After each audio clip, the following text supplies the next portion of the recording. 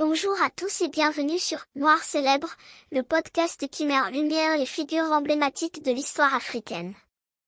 Aujourd'hui, nous allons parler d'un homme extraordinaire, un véritable gardien de la tradition orale africaine, Amadou Hampâté-Bâ. Amadou Hampâté-Bâ est né en 1900 à Bandiagara, au Mali.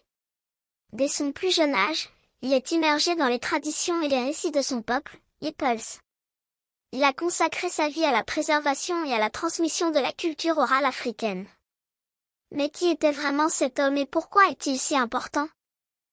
Hampâté-Bâ a été un écrivain prolifique, un ethnologue et un diplomate. Il est surtout connu pour sa célèbre citation, « En Afrique, quand un vieillard meurt, c'est une bibliothèque qui brûle ». Cette phrase résume parfaitement son engagement à préserver les savoirs ancestraux. Dans ses œuvres, comme L'étrange destin de Wangara et Nkulel, l'enfant Peul, Hampâté-Bâ raconte des histoires riches en enseignements et en sagesse. Il a également joué un rôle crucial à l'UNESCO, où il a plaidé pour la reconnaissance et la sauvegarde des traditions orales africaines. Mais Hampâté-Bâ n'était pas seulement un homme de lettres. Il était aussi un homme de terrain. Il a parcouru l'Afrique de l'Ouest pour recueillir des contes, des légendes et des proverbes. Son travail a permis de préserver une partie essentielle de l'héritage culturel africain. Parlons un peu plus de ses œuvres. L'étrange destin de Wangara est un roman qui raconte l'histoire d'un interprète africain rusé et opportuniste. Ce livre est une satire sociale qui critique les abus de pouvoir et les injustices de l'époque coloniale. Hampâté-Bâ utilise l'humour et l'ironie pour dénoncer les travers de la société. Un autre ouvrage majeur est Nkulel, l'enfant Peul, une autobiographie où Hampâté-Bâ raconte son enfance et sa jeunesse.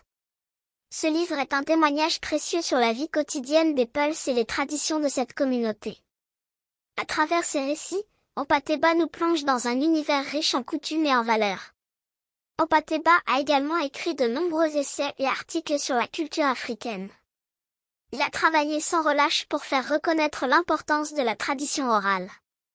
À l'UNESCO, il a contribué à la création de programmes de sauvegarde du patrimoine immatériel. Son engagement a permis de préserver de nombreux récits et savoirs qui auraient autrement été perdus. En plus de son travail d'écrivain et d'ethnologue, Hampâté-Bâ a été un diplomate respecté. Il a représenté le Mali dans plusieurs instances internationales et a œuvré pour la promotion de la culture africaine à travers le monde.